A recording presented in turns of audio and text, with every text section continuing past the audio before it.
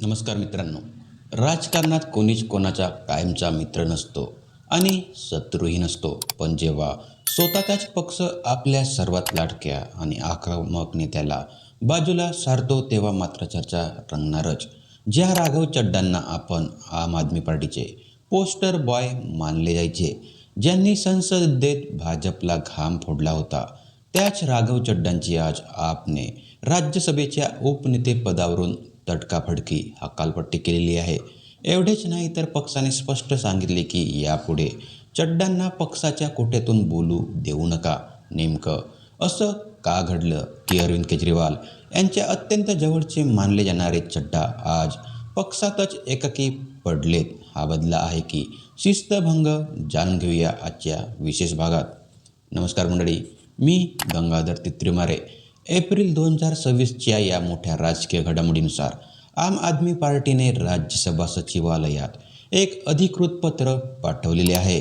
या पत्रात दोन महत्त्वाचे मुद्दे आहेत. राघव चड्डा यांना उपनेते म्हणजे डेप्युटी लीडर पदावरून हटवण्यात आलेले आहेत. त्यांच्या जागी पंजाबचे खासदार अशोक मित्तल यांची नियुक्ती करण्यात आलेली आहे. सर्वात धक्कादायक बाब म्हणजे पक्षाने राज्यसभा सभापतींना विनंती केलेली आहे की यापुढे राघव चड्डा यांना आप पक्षांच्या प्रतिनिधी म्हणून सभागृहात बोलण्यासाठी वेळ दिला जाऊ नये. याचा अर्थ असा आहे की संसदेत ज्या आवाजाने भाजपला अनेकदा अडचणीत आणले होते, तो आवाज आता अधिकृतपणे दाबला गेलेला आहे. हे समजून घेण्यासाठी आपल्याला थोडे मागे जावे लागेल, कारण ऑगस्ट 2023मध्ये राघव चड्डा यांना पहिल्यांदाच मोठ्या वादाचा सामना करावा लागलेला होता. दिल्ली सेवा विधेयकावेळी त्यांनी 5 खासदारांना बनावट सह्या केल्याचा आरोप झालेला आहे. त्यांना राज्यसभेतून निलंबित करण्यात आलेले होते. सर्वोच्च न्यायालयाच्या हस्तक्षेपानंतर आणि माफी मागितल्यानंतर त्यांचे निलंबन मागे घेण्यात आलेले आहेत. पण त्यावेळी पक्ष त्यांच्या पाठीशी खंबीर उभा होता. मग आता असं काय बदललं की पक्षानेच त्यांना पदावरून दूर केलेलं आहे? राजकीय वर्तुळात चर्चा आहे की या हकालपट्टीमागे काही अंतर्गत कारणे आहेत.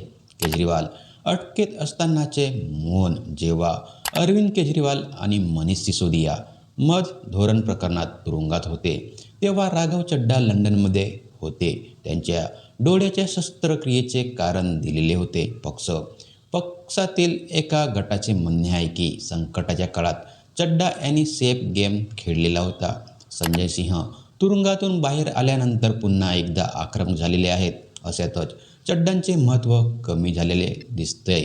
गेल्या काही महिन्यांपासून चड्डा पक्षाच्या कोर कमिटीच्या बैठकांना आणि मोठ्या आंदोलनांना अनुपस्थित होते. अशोक मित्तल यांची निवड करण्यात आलेली. पंजाबमध्ये आपची सत्ता आहे आणि तिथे उद्योजक असलेल्या अशोक मित्तल यांना पुढे करून पक्ष एक वेगळा संदेश देऊ इच्छितो.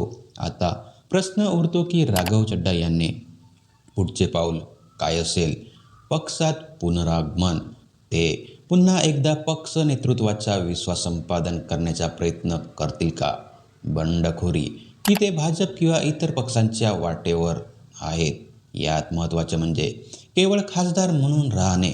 जोपर्यंत त्यांचा कार्यकाळ संपत नाही तोपर्यंत ते खासदार राहतील, पण उपनेते हे पद आणि त्यासोबत मिळणारे अधिकार आता त्यांच्याकडे नसतील. मित्रांनो, राघव चड्डा हे केवळ एक नेते नाहीत, तर ते आपची एक मोठी ओळख आहेत.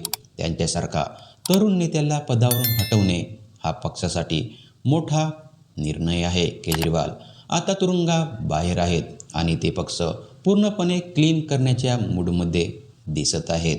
सर्वात महत्त्वाचं म्हणजे तुम्हाला काय वाटते? राघव चड्डा यांना पदावरून हटवणे योग्य आहे का? की आपल्याच तरुण नेत्यांवर अन्याय करत आहेत? तुमच्या प्रतिक्रिया कमेंट्स बॉक्समध्ये नक्की कळवा व अशाच ताज्या आणि राजकीय घडामोडींसाठी आपल्या चॅनलला सबस्क्राईब करा आणि हा व्हिडिओ शेअर करायला विसरू नका. तोपर्यंत पाहत राहा. नमस्कार मंडळी, धन्यवाद.